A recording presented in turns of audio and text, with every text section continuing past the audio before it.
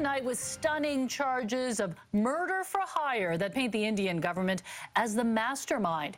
A U.S. indictment says a plot to assassinate a Sikh activist in New York is connected to the June murder of Hardeep Singh Nijjar in Surrey. It also suggests that 3 other Canadians were being targeted. And CTV's Ben Milger joins us live with more. Ben, walk us through the BC connection to these U.S. charges. Mi-jung, in this 15-page indictment, the U.S. Department of Justice alleges a man with ties to the Indian government tried to hire a hitman to kill a leader of a Sikh separatist movement at his home in New York City. The indictment says the would-be hitman was actually an undercover federal agent, and the suspect allegedly shared a video of Hardeep Singh Nijjar slumped dead in his vehicle immediately after he'd been shot. Federal prosecutors in New York dropped a bombshell indictment with global implications Wednesday.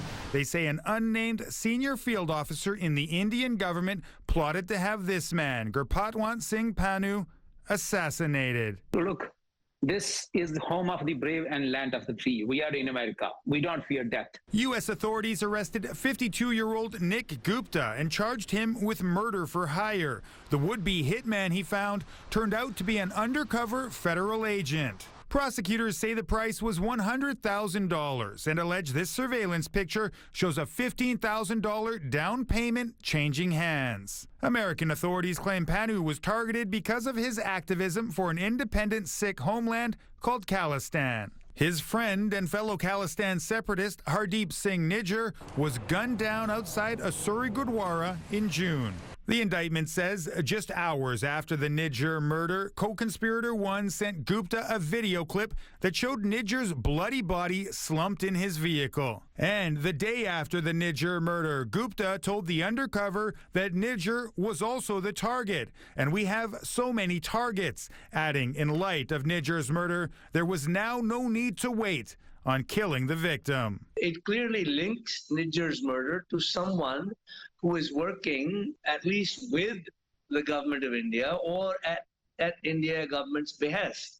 If that's the case, that raises it to a very serious level. The indictment appears to back up what the Prime Minister told the House in September, that credible allegations link agents of the Indian government to Nijjar's killing. The news coming out of the United States further underscores what we've been talking about from the very beginning, which is that India needs to take this seriously. The Indian government needs to work with us to ensure that we're getting to the bottom of this. Prosecutors allege Gupta told the undercover agent if he killed Pannu, there would be many more murder-for-hire jobs. Gupta stated that before the 29th of June, we have to finish 4 jobs, i.e. the victim, and after that, 3 in Canada. Pannu says he will not be deterred from seeking Sikh independence despite the threats on his life. We, the Sikhs, we do not fear physical death, because killing me is not going to solve the underlying contentious issue. Killing me by Indian government will produce 100,000 more Pannus. It is not going to stop. Ben, quite a major development. Now, you have been following the Nijjar case for months. What insights have you gleaned from this new U.S. indictment? Well, Mi-jung, the big takeaway for me is that this latest plot allegedly involved local criminal underworld figures in New York. If a similar MO was used for Nijjar's murder, that means the killers are not necessarily foreign nationals who fled the country, as people may have believed when they heard about the possible link to the Indian government.